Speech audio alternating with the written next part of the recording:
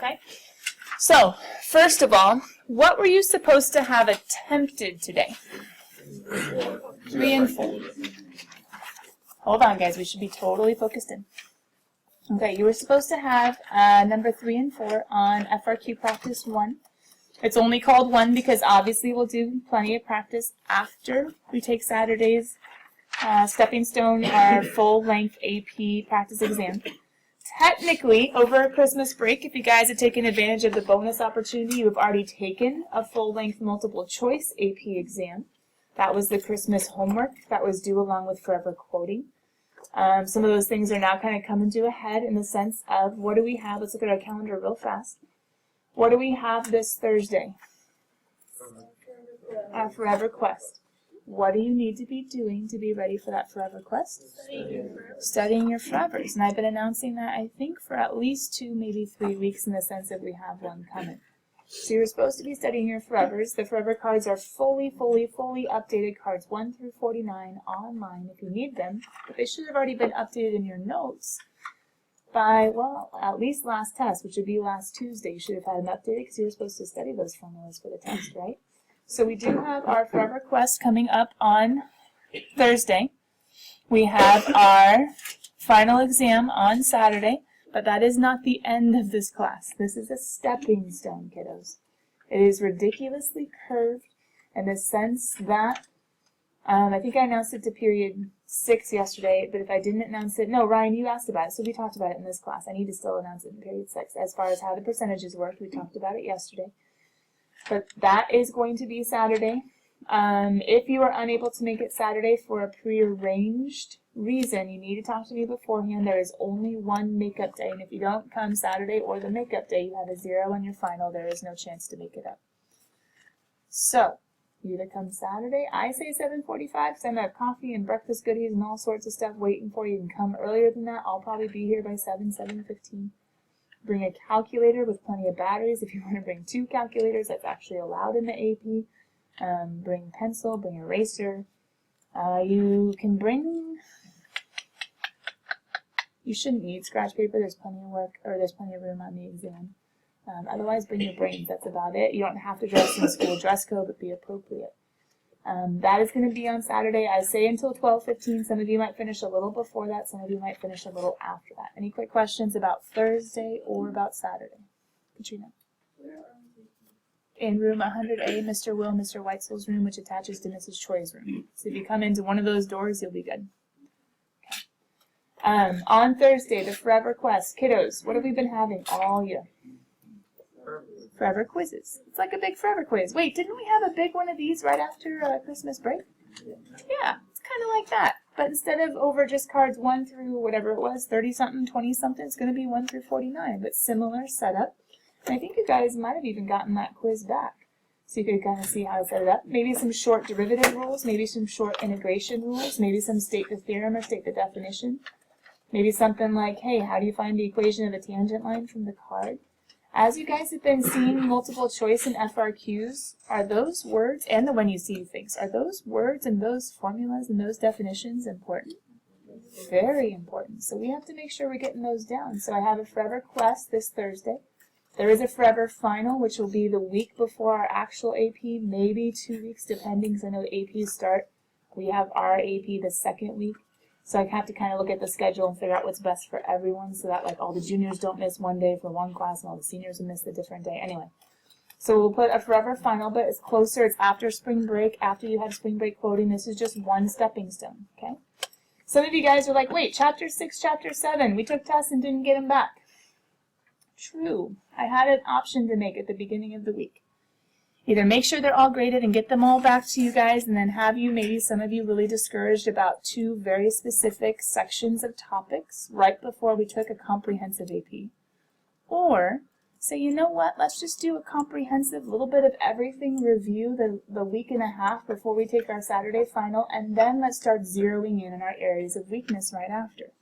So we're going to do test corrections, which are worth points back on Chapters 6 and 7 next week. And as a result, I'm not putting those grades in this grading period. Because I don't want to put grades in that you're going to possibly get points back from right after Saturday. Does that make sense? So chapter 6 and chapter 7 are not going to be put in your grade. I'm going to put them in next week, when you guys can actually have some time to zero in on correcting mistakes that you made, because there were a lot of mistakes that were made for one reason or another.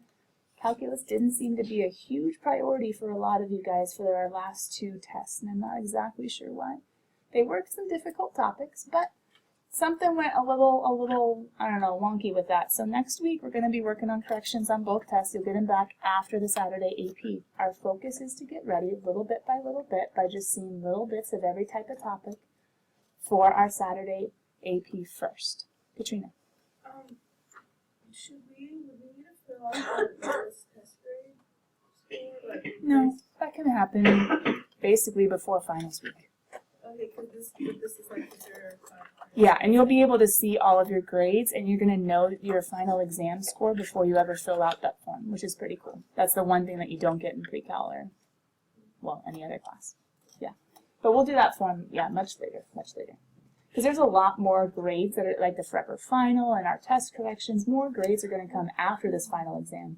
Just this mock AP, the only Saturday literally I could have given in April, besides making you guys do the day after Good Friday, which AP Chem, go team, you guys are doing that one.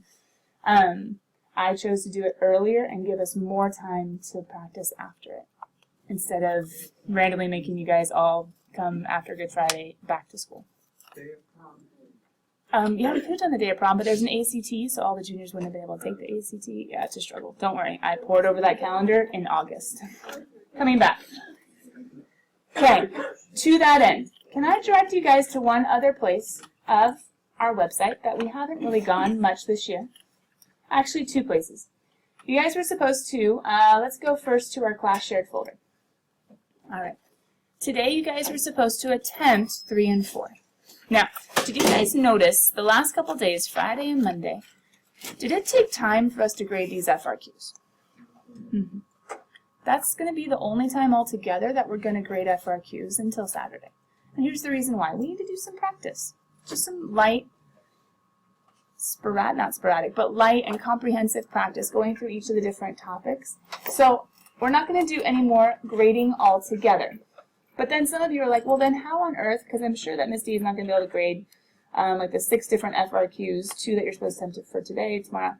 No, I'm not going to grade all those FRQs. I've taught you to some extent how to grade, right? How to look at the answer totals, how to look at your answer, make sure that you wrote all of it that you needed to. You might still have some questions on it, but I've shown you how to do it, which is why in the keys folder of your shared folder, as of this morning, last night, something or others, I have not only all of the solutions to 2016, we only graded on attempt, guys. I'm not trying to kill you if you don't know how to do each of these problems. We only graded on attempt. I have the 2016, which you guys already were supposed to try FRQs, what? 1 and 2. I want you guys to grade your own now. You've graded someone else's, and then you've gotten it back, and then you've tried to make yourself pointers.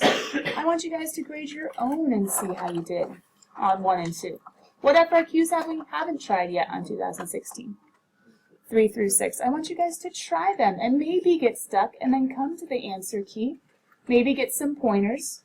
Maybe try it all the way in 15 minutes and then go grade your own and try to understand the answers, etc. But on your own timetable. What else do I have up here? What's this one? Ruth and her bicycle. Those are our FRQ practice ones. So 1 and 2 we graded together in class already, right guys? But which ones were you trying to attempt last night? The crazy R one with the really weird right minus left cross-section squares, and you had to split it up into 2 pieces, etc., etc., etc. 1 plus... Oh, they cheated a little bit. No, on this one, the area. I have to figure out how they did C. Oh, I know how they did C. Never mind. Some of you guys might have an integral for C, and that works also. Anyway, as you're grading, you might come up with some questions. Some of you guys got stuck on question number 4 because it was kind of a hard one that we haven't seen a lot of yet. It's actually called the accumulation function. You guys saw it in When You See, You Think. When they give you an integral from a number to a variable, how to think about it, but that doesn't mean it was easy. So here's the dealio. I'm going to give you guys 5 and 6 tomorrow to finish off FRQ Practice 1. I'm still going to be putting it in homework as attempting, starting tomorrow, But what do you guys see as your homework tonight for FRQs 3 and 4 that you were supposed to attempt last night? Just to grade it. Go find the answer key, grade it, see if what you were able to figure out, what you weren't able to figure out. Come tomorrow with questions. That way we can spend time together. You guys can use me as an interpretive help instead of as just telling you, hey, look, it's an answer key, let's use it. Well, you guys can do that on your own. So you have the 2016 FRQ answer key up there for you to access and the FRQ Practice 1. You guys are not going to be turning in either of these again until this coming Monday after the AP on Saturday. Why? I don't want to take it from you Friday, and then you can't use it to study. And I don't want to necessarily check it every single day from here on out because we have more important things to do. But I am going to go ahead and give you 5 and 6 on this one tomorrow. The answer keys are online for you to access. Some of you already found them and maybe used them in not so wise a way. You should attempt it first and then go check out the answer key, find your weaknesses like with the color pen, and come to me with, hey, I think I missed this, but did I actually miss it? Did I get it right? Did I just write it a different way? Because sometimes that happens on the AP. So I was showing you guys your shared folder and what we're going to be doing with FRQs basically for the rest of this week. Does that make sense? Okay, so Monday you're going to be turning in 2016 FRQs, attempted and graded, and 1 through 6 of the practice. You'll get 5 and 6 tomorrow.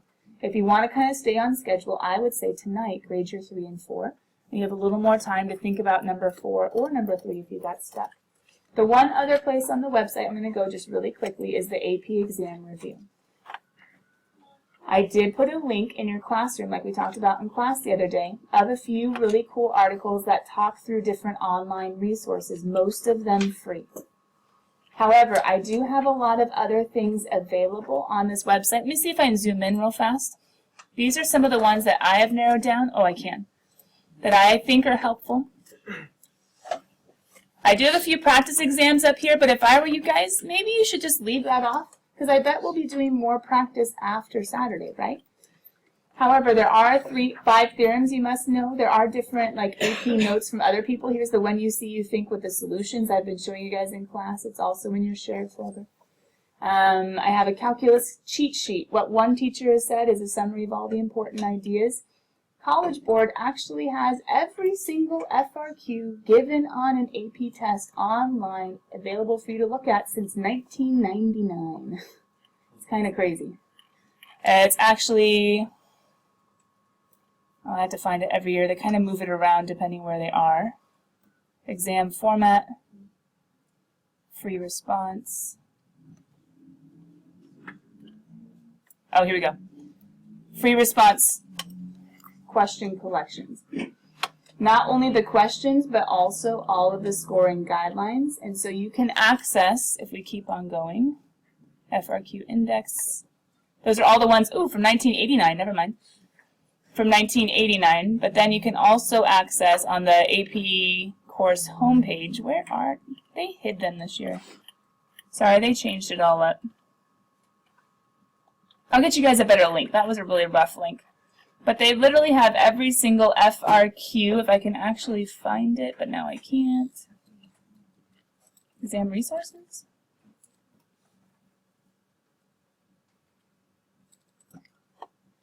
Ugh, okay, I need to change that link. There we go.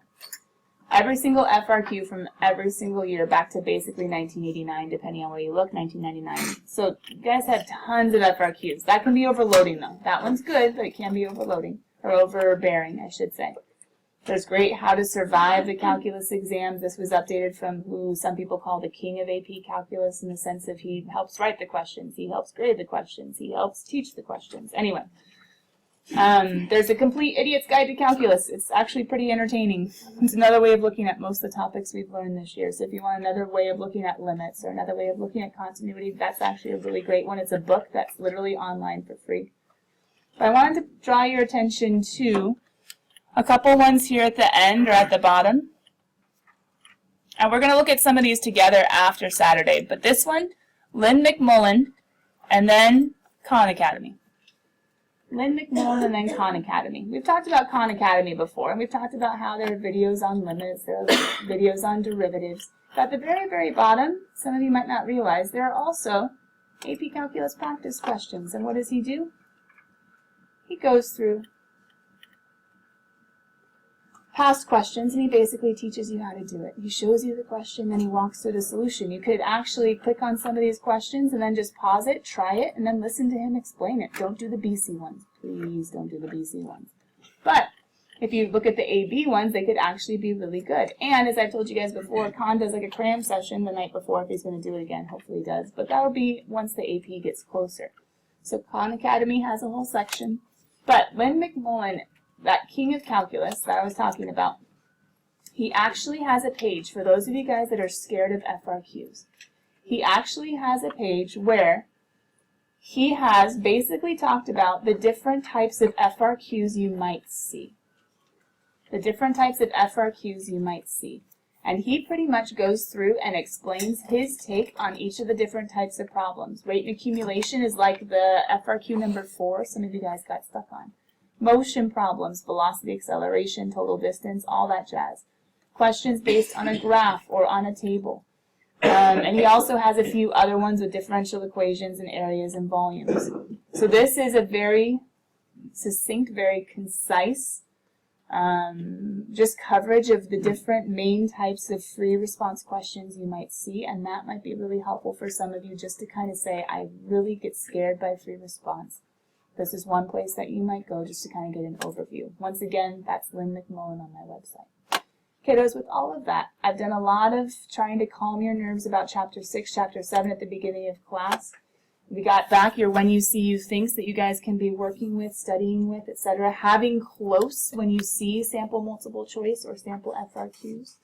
I'm probably going to give you guys, I tried to get things printed out this morning, but actually the math department meeting that kind of threw a kink in things that I had to make a file for. But I'm going to try and get you guys some actual printed multiple choice questions from the AP College Board, what they say are good sample multiple choice questions. But once again, is Saturday the final goal of this year? No. Are we going to have more assignments, more bonus points, test corrections on Chapter 6, Chapter 7 after Saturday? Chapter 7 is areas and volumes. Chapter 6 was slope fields. Does that make sense? So we talked about all those things at the beginning of class. There are more grades that come in. There's the forever final coming later in like 3 weeks after spring break. You have a lot more time to study.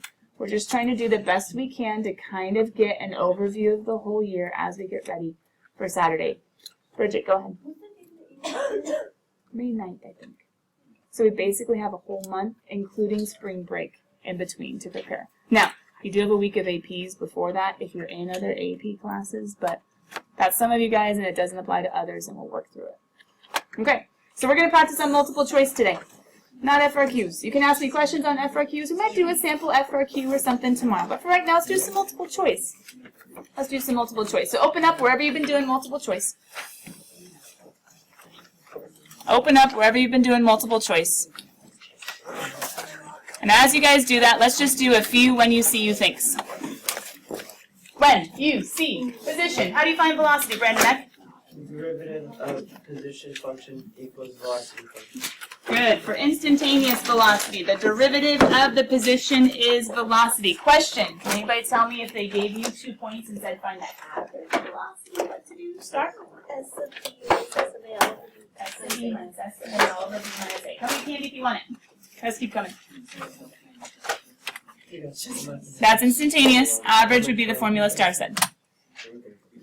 When you see velocity and they say, how far has it traveled? Angela. Yeah, I think it's the integral of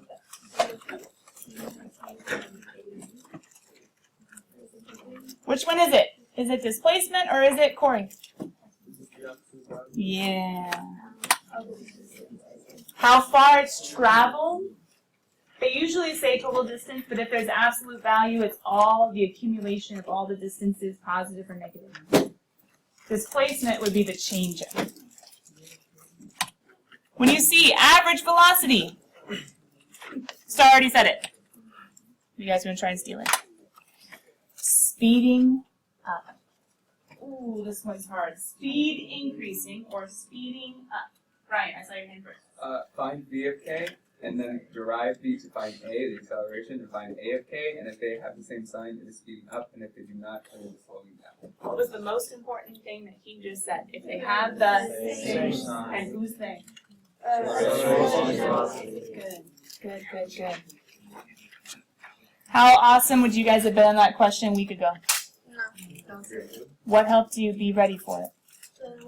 Maybe when you see, you think. Maybe forever cards if you're studying. It's in both. So, same sign speeding up, different sign slowing down. Ooh, when you have velocity and initial position, how do you find the position function? Brandon? You would do the S of O minus the integral of dt equals S of t. Not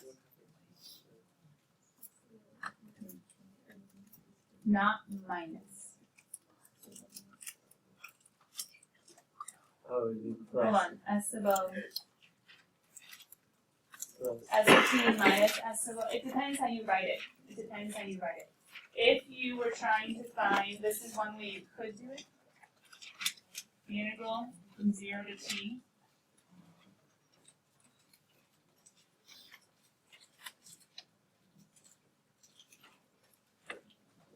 That's one way to think about it. How come? What is this an application of? Integration is net change. S of t minus S of 0, FTC tells me that's how I solve the integral from a to b and b to t. I take the antiderivative of b minus the antiderivative of a. To be filled in, this was 0, this was t. That's why we have these two and we add to the other side. So you just have your initial plus. The other way is you can just anti-derive and use the clue to solve for c. That's easier.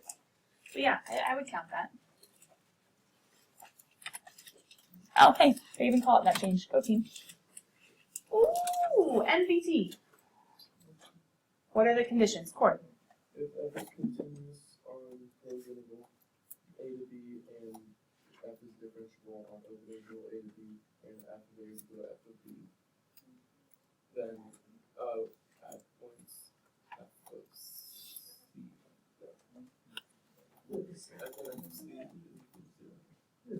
There is some c within a to b such that f prime of c equals 0 is a special case of NVT called rolls. General NVT, Bridget would say what? If the function is continuous on closed interval a to b and if it's differentiable on open interval a to b, then you have f of b minus f of a with b minus a. Is going to equal the derivative at a point, yes. F prime of c will equal f of b minus f of a all over b minus a. That counts. Rules. We're just going to stop there. That's the one that Corey was saying. So it is continuous on the closed, differentiable on the open. F of a equals f of b. There is some c in. Is that the open interval? It's plus. Oh, it is closed for rolls, open for NVT. Such that f prime of c equals 0. Bridget and Corey, that counts. Let's go do some multiple choice, kiddos. If you guys want candy, come on down. Anybody who answered correctly. We are going to derivative definition multiple choice questions. Derivative definition multiple choice questions.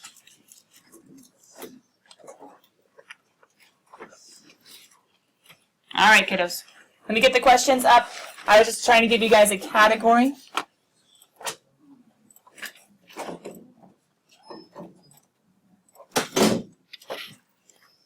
Once again, my focus is to try to go topic by topic with practice multiple choice for Saturday. After Saturday, we'll start mixing things, practice exams, stuff like that.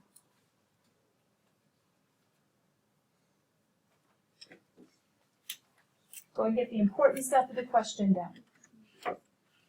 Bridget, go ahead, Kim. Yeah, I should be. What special is going on today? Tuesday. Oh, Albertson's creamer goes on sale. Sorry, that's something I have to remember for today. Just kidding. I think I'll be here for a while today. Tomorrow's going to be rougher. I'm going to need to leave by 4:30. But today I'll be here for a while. Okay. Corey. Planning on it. Today I'll be here for a while for sure. Friday I'll be here for a while. Wednesday and Thursday might be a little bit shorter. Ooh, but today, really quick heads up, there is a Baja mission meeting in my room right after school. So I'll be here during 7th period, but right after school, like for the first half hour, like 3 to 3:30. We're gonna need it like quiet. I might even kick people out, but you can be working quietly on the side. I won't be available for questions. All right.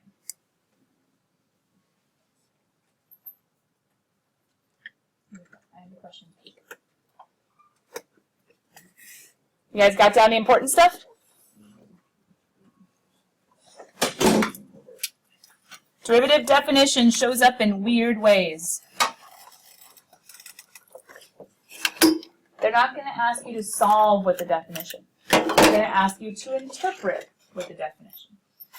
They're not going to ask you to solve with the definition. They're going to ask you to interpret with the definition. So, if the limit as h approaches 0 of f of 2 plus h minus f of 2 all over h equals 5, before we even talk about all those answer choices, what does this look an awful lot like?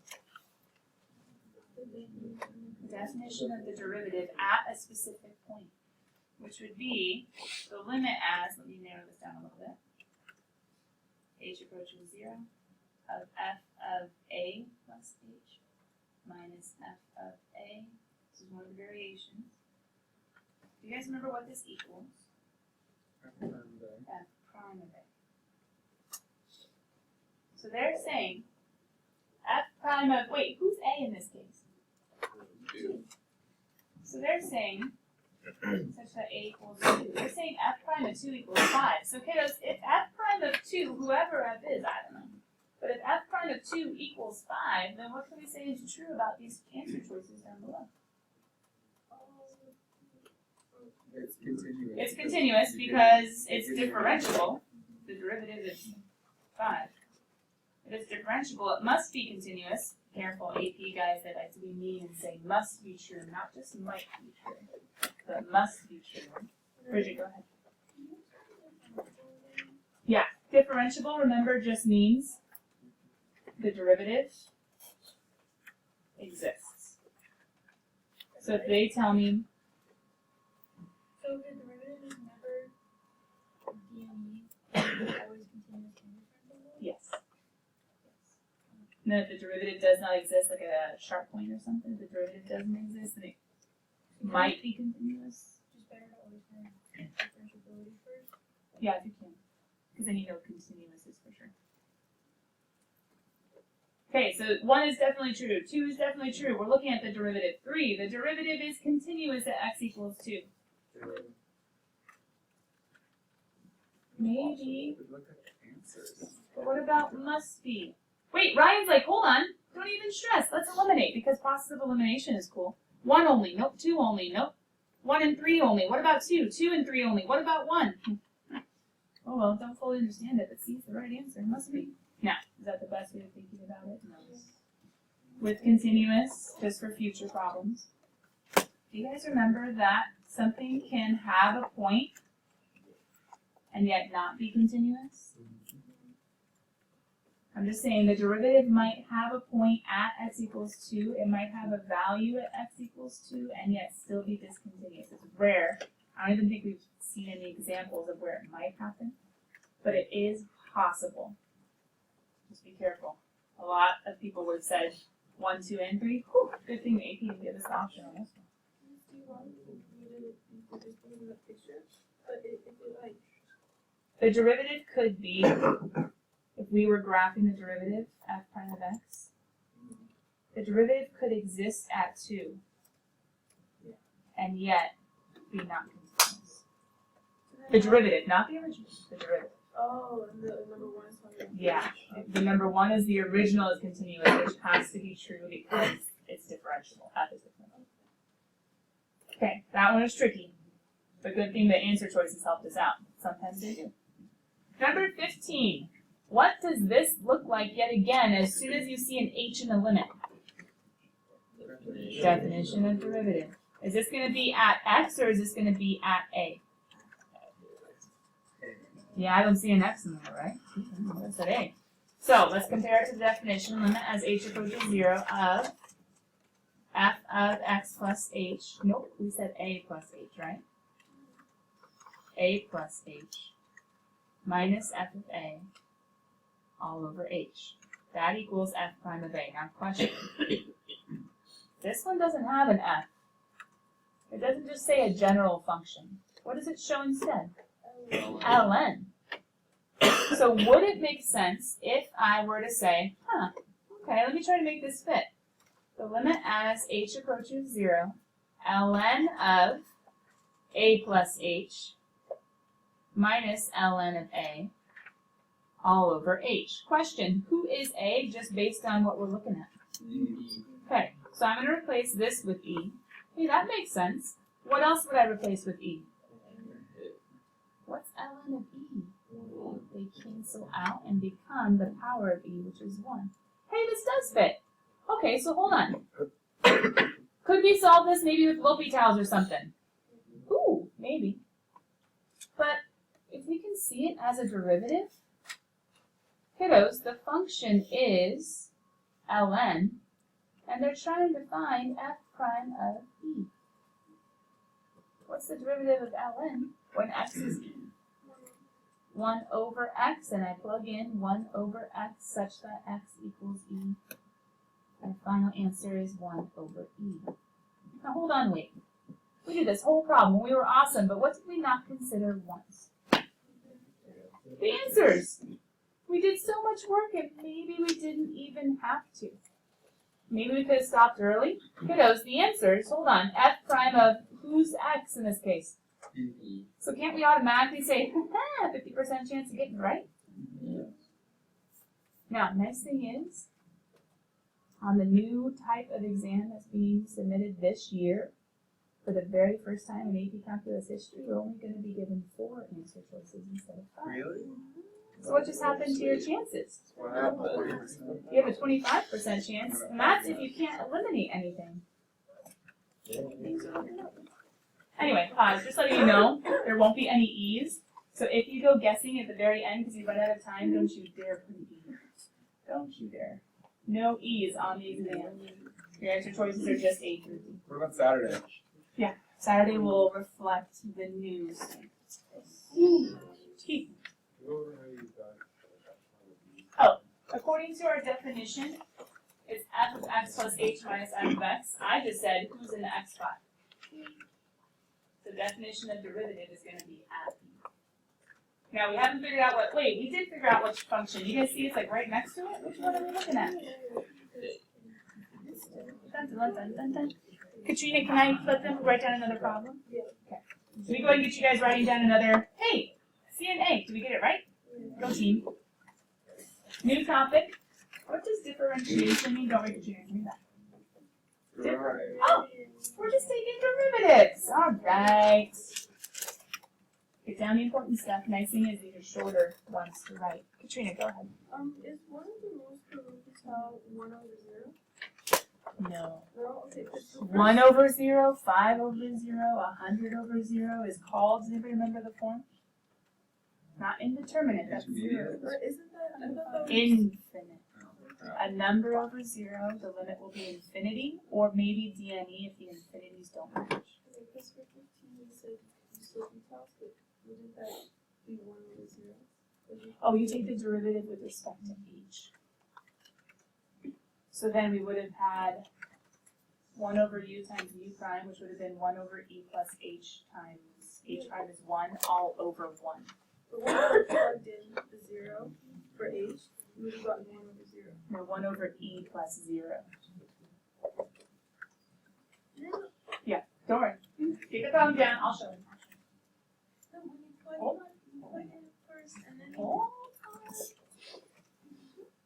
Give me a second.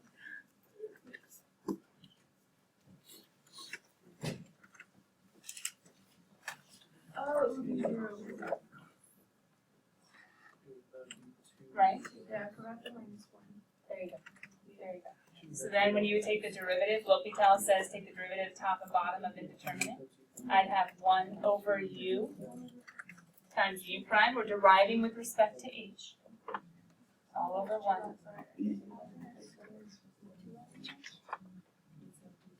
Plug in 0 for A.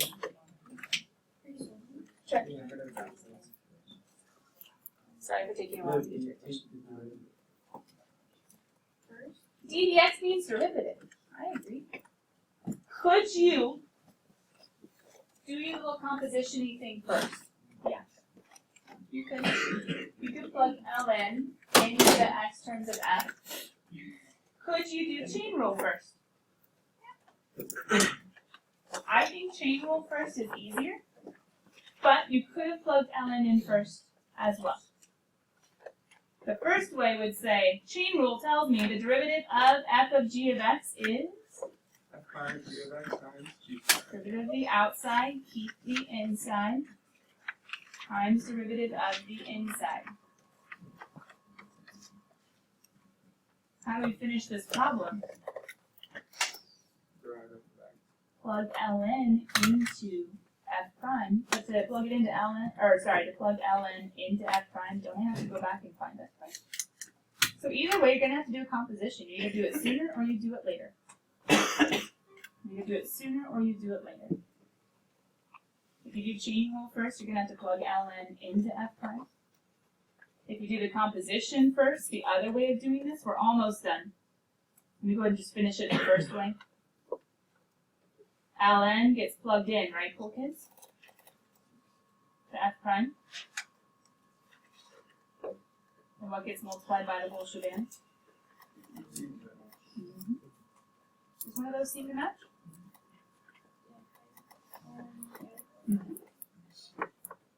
But for those of you that were like, I know what to do, you plug in first. That's also a valid option. You could have plugged in ln to f of x. What would you have had to do next? Still chain rule. So if you had gone that route instead, you would have brought down the 2, keep the ln, times 1 over, bring down the 2, make it a 1, keep the inside, times 1, plus 2 times derivative of ln. Do they both end up getting to the same place? Yeah. Just different ways. So it doesn't matter when you take the derivative? As long as you take it legally somewhere. Okay. Number 17, why is this in the differentiation section? The slope of the tangent line is the derivative. Who am I taking the derivative of? Ooh, arctan. Is that a formula I'm supposed to have memorized because it's in there forever? Arctan, same thing as tan inverse. Who's been studying? What's the derivative of arctan? U squared plus. We could do a squared, but there is no a. You're thinking the integral? 1 plus u squared or u squared plus a squared, but a is just 1. Think of it. A is just 1. Times.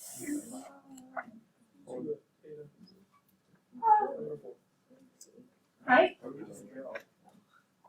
The poor little bunny. You forgot chain rule. 1 over 1 plus u squared. That's a u, not an x. U squared times u. Watch out for that chain rule. You know they would have put an answer that didn't use chain rule in there, right? Yeah. These are AP guys. They're like trained in how to be tricky.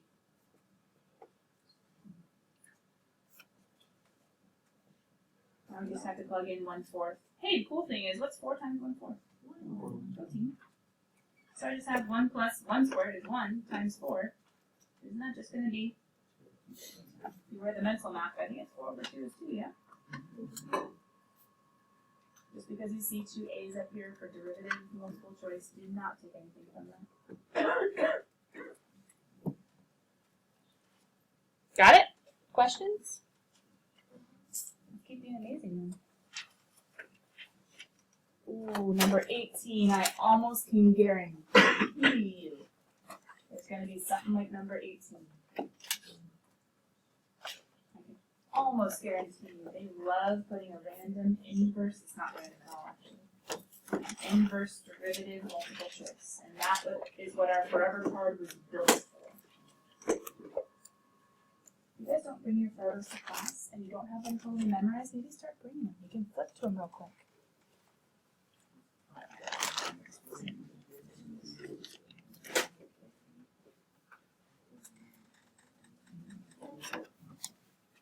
I'll give you a second to get down the questions for both. You don't have to get down all the multiple choice answers if you don't want to.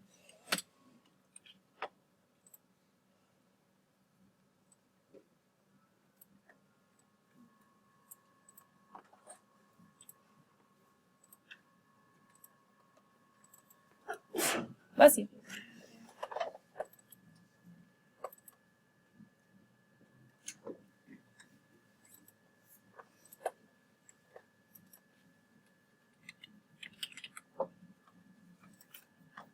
You guys almost have them? Has anybody looked at their forever or derivative of inverse in their table of contents?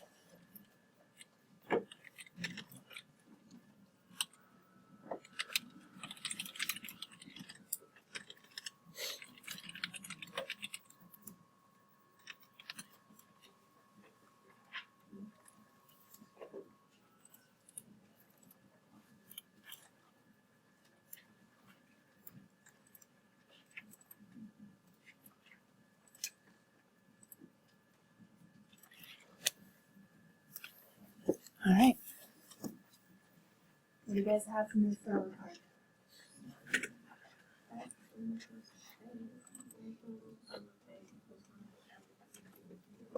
Okay, let me just really quickly try to steal everything you just said. So start from the very beginning. Define F inverse prime of.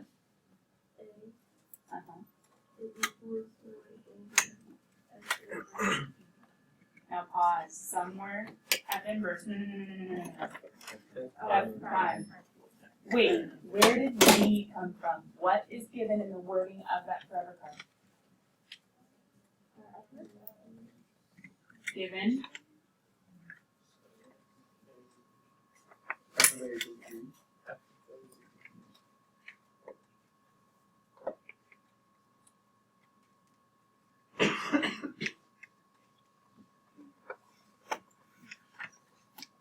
And if F of A equals B, Can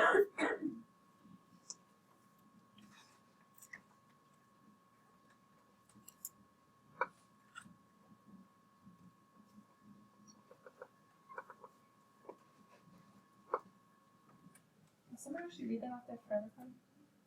I'm not sure I do. Andre, what do you have? Is it F inverse of A equals B? Thank you. I was like, that does not make sense. Ooh, that was close. Okay. Excuse me, I said it wrong. I'm telling you, Miss B, I'm sorry. Kill me, Smalls. Ryan is Smalls. Okay, so. That's better. Can we relate that? I'm glad I double checked on that. Can we relate that to what's up above? What do we know? Who do we want to find? Okay, we want to find G prime of 3. And what do we know about G? G's F inverse. So what's another way of writing it? Couldn't we be finding F inverse prime of 3? True? So how does that relate to my formula? Yeah. So F inverse prime of 3. I know A is equal to 3. To find my derivative, I know I want to do 1 over F prime of who? F prime of B, and where do I get B? F inverse of 3 equals who? See what I'm doing? I figured out who the guy is that I want to find. I look at my forever card, and I plug in 3 here, and I plug in 3 there. To find my derivative, I need 1 over F prime of B, but where do I get B from? F inverse of A. Who is F inverse of? It would be. Oh no, there is no F inverse. So what does that mean? You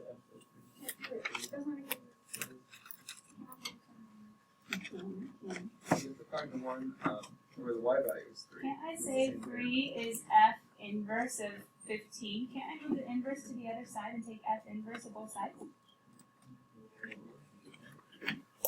I can say 3 is F inverse of 15. Do I want that point? No. This one, I can say 6 is F inverse of who? Who is hiding?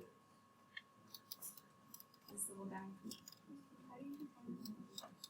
Because I took F inverse of both sides. So F inverse of F, I get him over there, and F inverse of F, I get him over there. And now I can say, sweet, who's B? 6. What am I going to put in? 6. How am I going to finish? Who's F prime of 6? They give you more clues than you actually need because they're trying to confuse you. I know they're mean. But we actually want to use this guy to plug in. F prime of 6 is negative 2, so 1 over negative 2 is my final answer. So the idea is they're going to almost always use this G notation for the inverse. We have to notice, oh, it's the derivative of the inverse at 3. Say A is 3. So plug in A is 3. Find the derivative of the inverse at 3. Go looking for your kiddos. Pause. What have you realized if you didn't before is really important to know? What are you studying? What are you reading? For 3 and 4. Don't throw out questions on 3 and 4 after you get the answer key. Questions you still have will go for first thing tomorrow. Bye guys. 10, 9, 30, 7, 8. Haley.